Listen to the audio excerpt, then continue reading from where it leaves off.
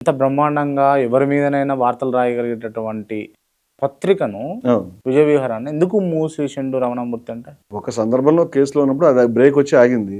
ఆ! ఆ తర్వాత మళ్ళీ తెరుద్దామని అనుకుని నేను కొంత టైం తీసుకుందాం అని అనుకున్నాను. ఆ! అంటే విజయ విహారం మమ్మల్ని తినేసింది. ఆ! మేము కంటిన్యూస్‌గా 3 రోజులకి ఒకసారి నిద్రపోయేవాడిని. హ్మ్. అసలు 4 అడుగులు వేసేంత ఓపికలో కూడా లేను. హ్మ్.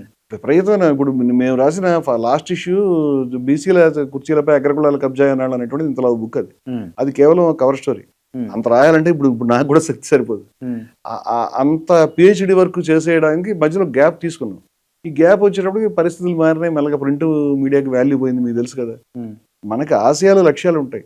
హ్మ్. పత్రిక అనేది మీడియం. పత్రిక ఆశయం కాదు. హ్మ్. పత్రిక మన భావాలను వ్యక్తం చేసుకోవడానికి మీరు సభలో వ్యక్తం చేయొచ్చు. హ్మ్. మీలాంటి మీకు ఇచ్చిన ఇంటర్వ్యూలో వ్యక్తం చేయొచ్చు. హ్మ్. పుస్తకాలు రాసి వ్యక్తం చేయొచ్చు. అవును. ఆ పనులు ఇప్పుడు చేస్తున్నాను నేను. హ్మ్. మీకు తెలిసి పత్రికలు ఎవడో ఒకడు చదివేవాడు లేడు కాబట్టి మానేశాం. హ్మ్. ఇప్పుడు సోషల్ మీడియా ముందుకొచ్చింది. హ్మ్. మేము కూడా చిన్న ఛానల్ పెట్టుకున్నాం. హ్మ్. దానికి అంత పెద్ద ప్రాచుర్యం లేదు. జయ భారత్ మూవ్‌మెంట్ ఛానల్‌కి. హ్మ్. మీలాంటి వాళ్ళు ఎవరైనా పిలిస్తే వచ్చి మాట్లాడుతున్నాం. హ్మ్. ఇది ఎక్స్‌ప్రెషన్ మీడియా. హ్మ్.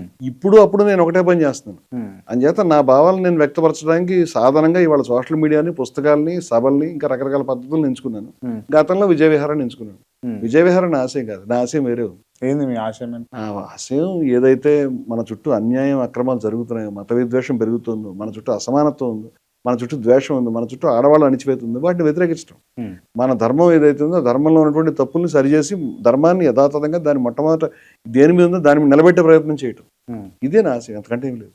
దాని గురించి పనిచేయటమే. దాని ధర్మం అంటాను నేను ఆశయం అన్నాను.